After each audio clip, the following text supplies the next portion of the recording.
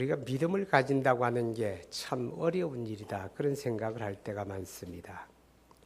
그래서 며칠 전에 텔레비전 뉴스에 보니까 가짜 참기름을 만들어가지고 대량 유통을 했는데 그게 음식 장사를 10수년을 한 사람도 이게 가짜와 진짜를 구분을 못하는 거예요. 일상적으로 참기름을 쓰는 사람도 냄새를 맡아도 모르겠고 손끝으로 만져서 느낌으로도 모르겠고 음식에 넣어서 섞어보아도 몰라요. 가짜와 진짜가 구별이 안 돼요. 그러니까 성분 분석을 해서만 가짜가 판별이 되더라고요. 그러니까 가짜도 이쯤 되면 진짜로 쳐야 하지 않을까. 그래도 가짜는 가짜일 뿐이죠. 그러니까 사람들이 자꾸 믿음이 안 가요. 진짜라고 해도 압니다. 진짜 참기름이라고 해도 압니다. 그런 우리가 우리 눈으로 그리스도를 보지 못했지만 믿는 거 하나님의 은혜입니다. 할렐루야. 많은 사람들은 그리스도의 부활하심에 대해서 믿을 수 없다고 말합니다. 그런데 그들이 믿지 못하겠다. 그리스도의 부활은 사실이 아니다. 이렇게 말할 수밖에 없는 그들의 전제가 하나 있는데 그 전제가 뭔가 하면 죽은 자는 절대 다시 살지 못한다. 이게 그들의 전제입니다. 그러니까 어떻게 죽은 자가 다시 사느냐? 그리스도의 부활은 사실이 아니다. 이렇게 주장을 하는 것입니다.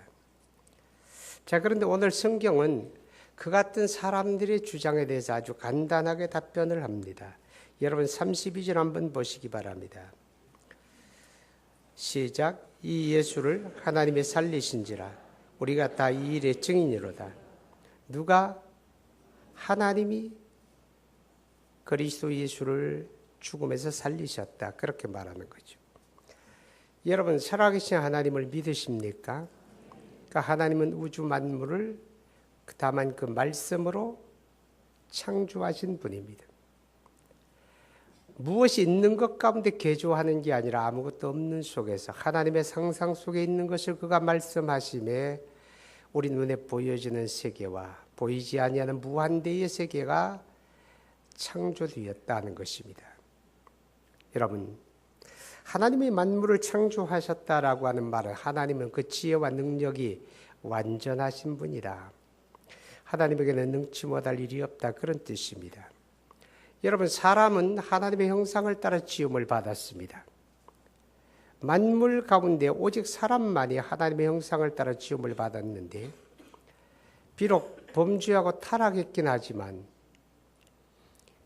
하나님의 형상을 따라 지음을 받은 인간의 능력이 얼마나 대단합니까? 우리가 상상의 나래를 펴고 저 우주 세계를 개척하는 시대가 되었습니다. 이제는 인간의 한계라고 하는 생명복지에 도전하고 있습니다. 하나님의 형상을 따라 지음을 받은 인간의 능력이 그와 같거늘 하물며 만물의 창조자이신 하나님, 그 하나님에게서 죽은 자를 살리는 것은 일도 아니다. 아멘. 하나님이 하셨다. 그렇게 성경이 말씀을 하는 것입니다. 사람의 차원에서는 있을 수 없는 일이지만 사람의 차원에서는 불가능한 일이지만 하나님의 차원에서는 아무것도 문제가 될 게 없다. 그렇게 성경이 말합니다. 그러면 무엇 때문에 하나님은 그리스도 예수를 죽음에서 살리셨을까요?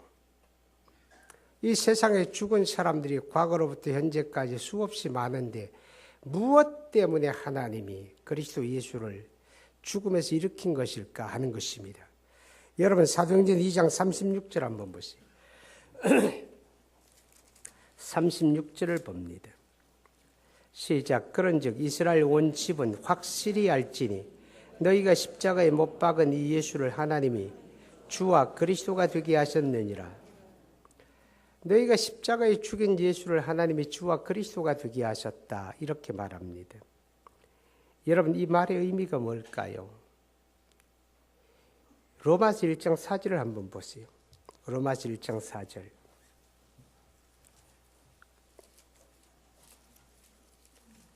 로마서 1장 4절을 봅니다. 자, 우리 찾았으면 함께 읽어봅니다. 시작. 성결의 영으로는 죽은 자 가운데서 부활하사 능력으로 하나님의 아들로 선포되셨으니 곧 우리 주 예수 그리스도시니라. 그 앞에 3절에 보게 되면 그 아들에 관하여 말하면 육신으로는 다윗의 혈통에서 나셨고 성결의 영으로는 그가 부활하셔서 하나님의 아들로 선포되셨다. 그렇게 말합니다. 여러분, 이 말의 의미가 뭔가 하면 하나님이 그리스도 예수를 죽음에서 살리신 이유가 여기 있습니다. 다시 말해서 부활은 그리스도의 절대 조건이다. 그 말입니다. 아멘. 부활은 그리스도의 절대 조건이다. 여러분, 죽음으로 끝났다면, 그래서 무덤 하나 달랑 남겼다면 그런 사람은, 그런 자는 절대로 구원자가 될 수 없다. 그 말입니다. 죽음으로 끝나는 자는 구원자가 되지 못합니다. 이 세상에 존재하는 수많은 자연 종교 창시자들이 있습니다.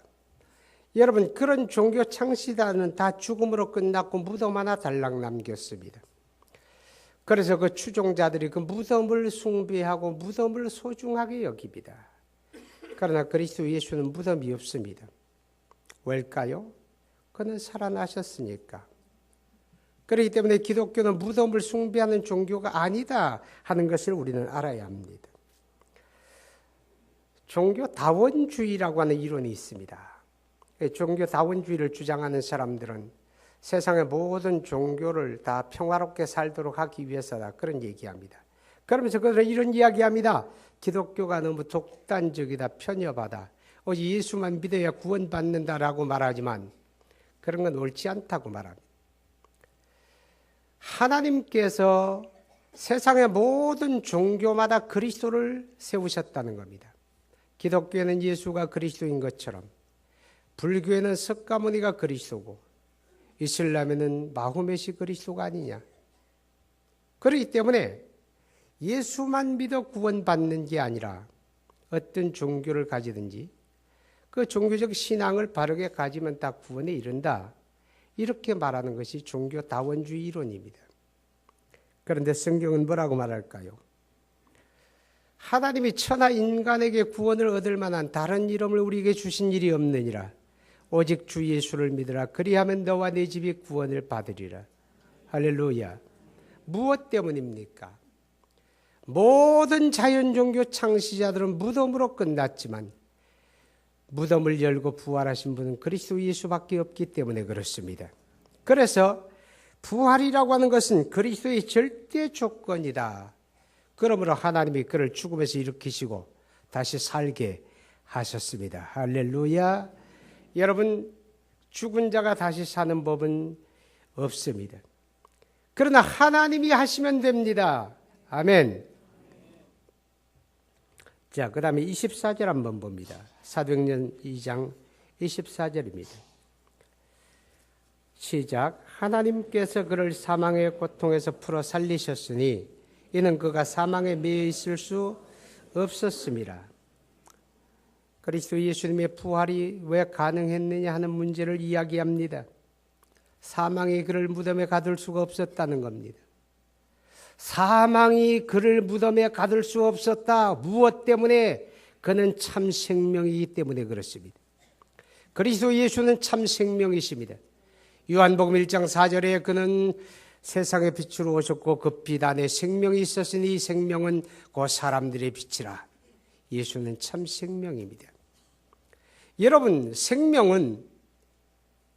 참 생명은 죽음을 초월합니다.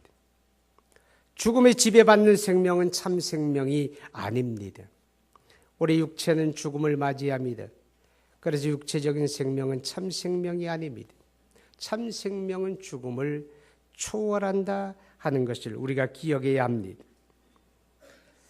우리가 예수 그리스도를 믿고 믿음으로 영생을 얻었습니다. 아멘.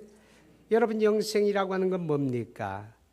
육체의 생명이 무한대로 길어진다는 말이 아니지요. 참 생명이신 그리스도의 생명에 참여했음을 말합니다. 예수의 생명이 우리에게 공급되었다는 뜻입니다. 그것이 바로 영생입니다. 그래서 예수님은 이렇게 말합니다. 요한복음 11장에 나는 부활이요 생명이니 나를 믿는 자는 죽어도 살겠고 무릇 살아서 믿는 자는 영원히 죽지 아니하리라. 할렐루야. 예수 믿는 사람에게도 육체의 죽음은 옵니다. 그러나 그 죽음은 파멸을 향한, 심판을 향한 것이 아니라 그리스도 안에서 우리에게 영원한 안식과 생명의 나라를 상속받기 위해서 썩고 병들고 늙은 육체를 벗어버리고 하나님 나라에 들어가는 과정이라고 하는 것을 우리는 기억하게 됩니다. 이제 봄이 돌아왔습니다.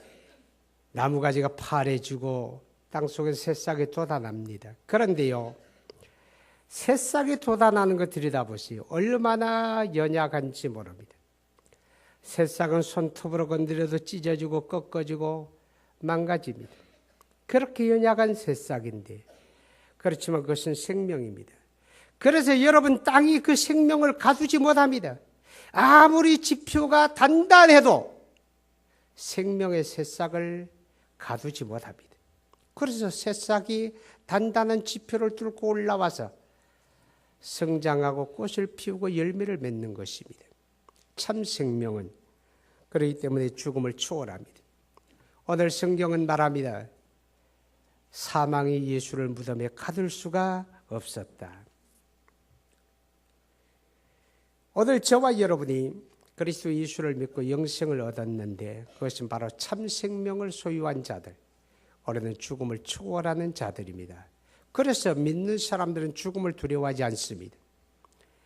믿음이 없는 사람들은 죽음을 두려워합니다. 죽음은 어쩌지 그럽니다. 그러나 믿는 사람에게는 죽음은 영원한 하나님의 나라에 들어가는 과정이라고 하는 사실을 기억하기 때문에 믿음의 사람에게는 죽음이 결코 두려운 문제가 아니다라고 하는 것을 기억하시기 바랍니다. 여러분 성경 고린도전서 15장 3절과 4절을 보시기 바랍니다. 고린도전서 15장 3절과 4절입니다.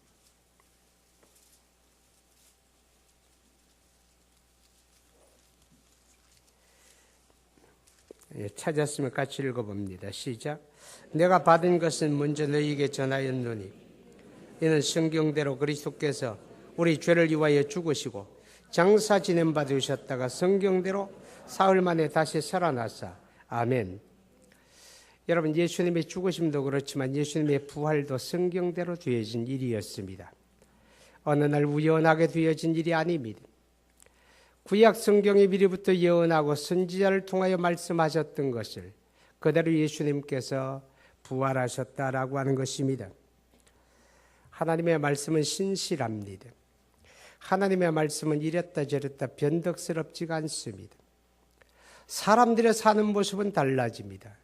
문화가 달라지고 환경이 달라지고 가치가 달라집니다.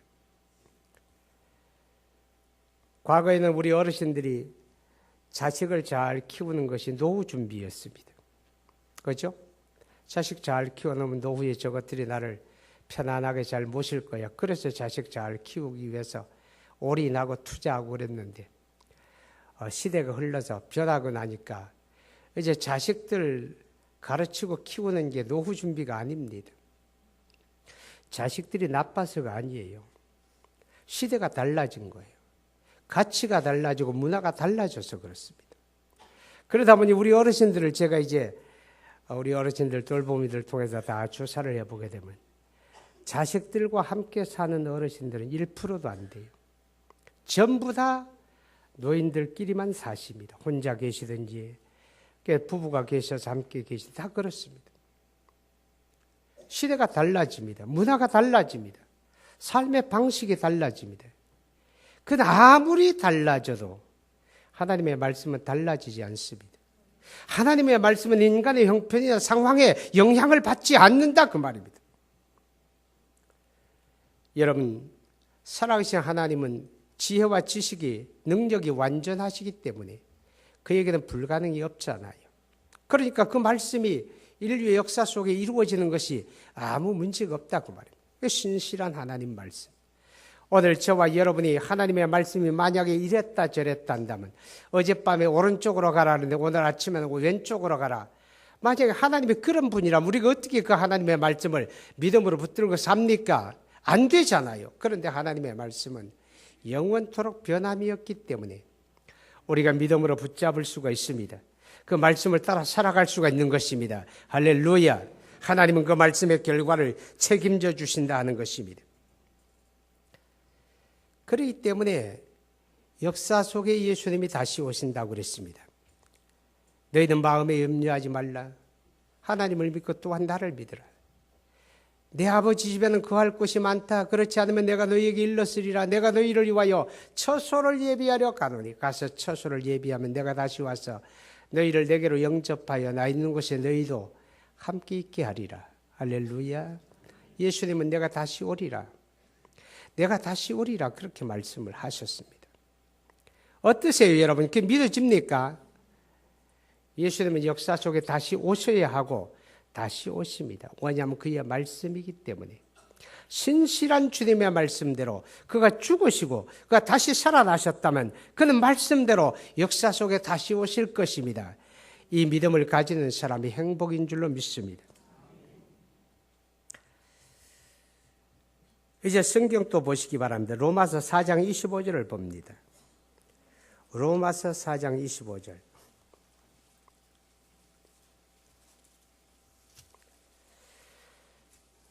찾았으면 함께 읽어봅니다. 시작. 예수는 우리가 범죄한 것 때문에 내어줌이 되고 또한 우리를 의롭다 하시기 위하여 살아나셨느니라. 그리스도가 부활하셔야 되는 이유 중에 한 가지입니다. 예수는 우리의 죄를 위하여 내어줌이 되고 우리의 의롭다 하심을 위하여 다시 살아나셨다 그랬습니다. 우리 구원의 완성을 위해서입니다. 만약 그가 죽음으로만 끝났다면 우리의 구원은 안 된다 그 말입니다. 예수는 십자가에 피 흘려 죽으심으로 우리 죄를 대속해 주셨고 그가 부활하심으로 이제 그에게 그를 믿는 우리 모두를 하나님 앞에 의롭다함을 받게 하셨습니다. 아멘. 여러분 그리스도 예수께서는 부활하신 후에 승천하시고 하나님 우편에 거하십니다. 거기에서 그는 우리를 위한 영원한 중보자가 되셨습니다. 우리가 이 땅에 믿음을 가지고 살아가지만 믿는 사람들이 죄를 짓지 않습니까? 우리가 생각 속에 입으로 행동으로 수없이 죄에 넘어집니다. 그때마다 원수 마귀가 하나님 앞에 참소합니다. 저 앞에 성현이를 봐라. 이름은 성현인데 사는 건 성현이 아니다. 죄 졌잖니? 죄 졌으니까 저건 심판받아야 한다. 죄를 따라 영원히 멸망돼야 한다. 이렇게 참소합니다. 일러 바칩니다. 고소합니다. 그럴 때 예수님께서 우리의 중보자가 되셔서 이렇게 말씀을 합니다. 맞습니다. 그렇지만 나는 십자가에서 그의 과거만 아니라 오늘 지금의 그것도 앞으로 그의 죄도 내가 다 짊어졌습니다. 내가 다 대속했습니다. 이렇게 우리를 위하여 중보하시기 때문에 여러분 그리스도 안에 있는 우리는 결코 정죄함이 없습니다. 그의 다시 살아나셨기 때문에 우리의 의롭다함을 보증하게 되었다. 그렇게 말하는 것입니다. 이제 고린도전서 15장 20절 봅니다. 고린도전서 15장 20절.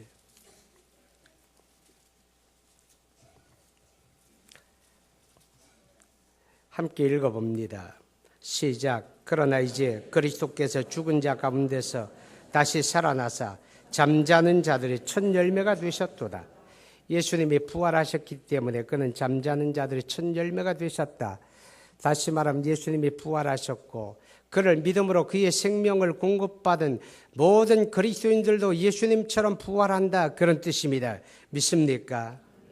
여러분 우리가 원죄를 이야기할 때 인류의 시조 아담 안에서 아담의 후손으로 태어나는 모든 사람들은 아담 안에 함께 범죄하고 타락했다고 말합니다. 아담이라고 하는 나무가 있습니다. 그 나무에 맺어지는 모든 열매는 똑같이 아담과 한 종자입니다. 그렇죠? 다른 종자가 아니다 그 말입니다. 이제 그리스도 예수의 죽으심과 부활 이후에 우리는 그를 믿습니다. 이제 그를 믿는 자는 이제 예수의 나무에 맺은 열매입니다. 아멘. 아담 나무가 아니라 예수 나무에 맺어진 열매입니다. 그렇기 때문에 우리는 예수님처럼 그의 생명을 가졌고 예수님처럼 그 부활에 참여하는 자가 되어졌습니다. 아멘. 그렇기 때문에 그리스도 예수님의 부활은 그를 믿는 모든 사람들의 부활을 보증하게 됩니다.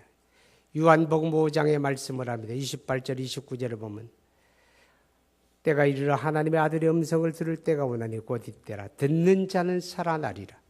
선한 일을 행한 자들은 생명의 부활로, 악한 일을 행한 자들은 심판의 부활로 나오리라. 부활의 때가 우리 앞에 있다고 하는 것입니다. 오늘 사랑하는 여러분, 그리스도 예수의 죽으심과 부활을 믿는 것은 하나님의 은혜입니다. 그것은 행복입니다. 이제 이 믿음을 가진 하나님의 사람들이요, 이 믿음을 가진 사람들은 분명하게 다른 모습으로 살아갑니다. 부활의 소망이 없는 사람들과 소망이 있는 사람들의 삶의 모습은 다르다고 하는 것입니다. 앞서 제가 부활의 믿음을 가진 사람은 죽음을 두려워하지 않는다고 그랬습니다. 뿐만 아니라 그리스도 예수의 부활을 믿는 사람들은 삶의 현장에서 고난과 슬픔과 실패와 역경과 어려움이 다가올지라도 좌절하지 않습니다. 자포자기하지 않습니다. 어떤 사람이 나 같은 인간은 고난을 좀 당해야 돼, 나 같은 인간은 실패를 해야 돼, 그렇게 바라는 사람이 누가 있습니까? 그러나 살아가는 현실은 우리의 소망과는 다르게 믿는 사람에게도 실패가 있습니다. 병들미 있습니다. 자식의 속 썩이는 게 있습니다. 역경이 다가옵니다. 고난의 문제가 다가옵니다. 그러나 예수의 부활을 믿는 사람들은 인간적으로 낙심하지 않습니다. 좌절하지 않습니다. 자포자기하지 않습니다. 왜요? 내가 내 눈으로 바라볼 때 내 삶의 현장은 너무 암담합니다. 미래를 예측할 수 없습니다. 그러나 여러분, 믿음의 사람은 자기 눈으로만 보는 게 아닙니다. 우리 하나님의 눈으로 보는 사람입니다. 하나님의 차원에서 바라보는 사람입니다. 그리스도 예수를 죽음에서 일으키신 하나님, 만물의 창조자이신 하나님의 편에서 바라보게 되면 지금 내 앞에 펼쳐진 상황을 나는 헤쳐나갈 능력이 없지만 우리 하나님에게는 길이 있습니다. 하나님에게는 방법이 있습니다. 그렇기 때문에 그리스도 예수를 죽음에서 살리신 창조주 하나님을 믿는 사람은 절대로 좌절하지 않습니다. 낙심하지 않습니다. 우리 하나님을 앙망하며 그에게 기대를 갖는 것입니다. 그리스도 예수의 부활을 믿는 사람들은 그렇기 때문에 삶의 자세가 아주 긍정적입니다. 여러분, 부정적인 것은 절대로 기독교 신앙이 아닙니다. 예수 믿고 구원받은 사람들은 긍정적일 수밖에 없습니다. 그래서 여러분 성경에 보십시오. 데살로니가전서 5장 16절 이하에 항상 기뻐하라, 쉬지 말고 기도하라, 범사에 감사하라. 여러분, 여기에 부정적인 요소가 있습니까? 여기에 부정적인 내용이 있습니까? 긍정적입니다. 긍정적입니다. 이는 그리스도 예수 안에서 너희를 향하신 하나님의 뜻이다. 하나님의 뜻이 뭡니까? 우리가 부정적으로 사는 게 아닙니다. 부정적인 생각을 갖고 사는 게 아닙니다. 예수 믿고 구원받은 사람들은 그 생각이 언제나 긍정적입니다. 왜냐하면 우리에게는 살아계신 하나님이 있기 때문입니다.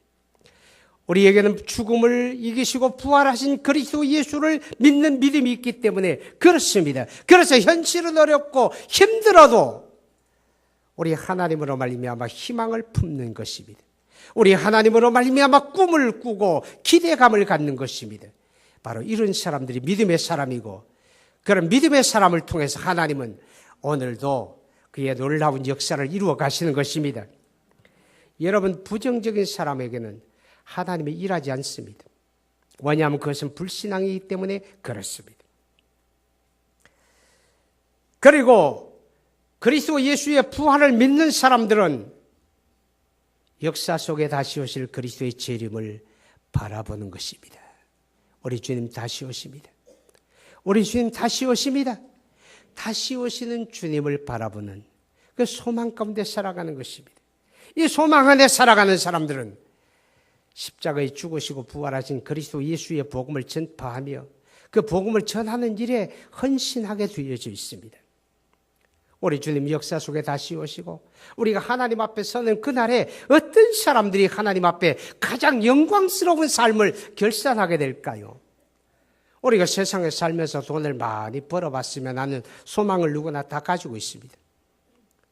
그러나 돈 많이 벌었다고 해서 하나님 앞에 그날에 영광스러운 삶을 결산하는 거 절대로 아닙니다.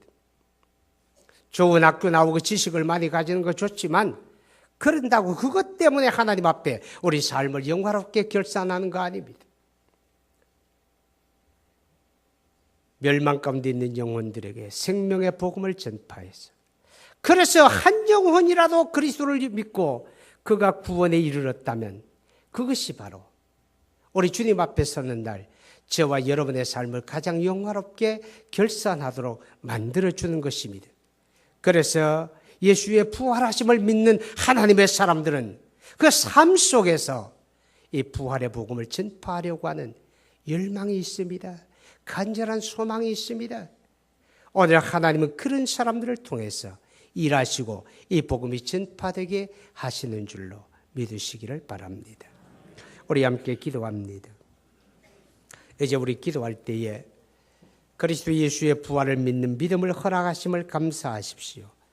믿음이 없는 사람들은 믿어지는 은혜를 간구하십시오. 이제 우리가 이 믿음을 가졌기 때문에 여러분 우리는 그의 생명에 참여한 자들입니다. 우리는 죽음을 두려워하지 않는 자들입니다. 이제 우리는 낙심하지 않습니다. 어떤 문제 앞에서도 우리는 긍정적입니다. 우리는 주님의 재림을 고대합니다. 우리는 그리스도의 십자가와 부활의 복음을 전파합니다. 우리 하나님 앞에 다짐하며 결심하며 기도합니다. 전능하신 아버지 하나님, 우리 하나님의 거룩한 은혜와 사랑을 감사합니다. 오늘 하나님께서 우리에게 복된 날을 허락해 주시고 우리 하나님을 예배할 수 있도록 은혜 주심을 진심으로 감사합니다.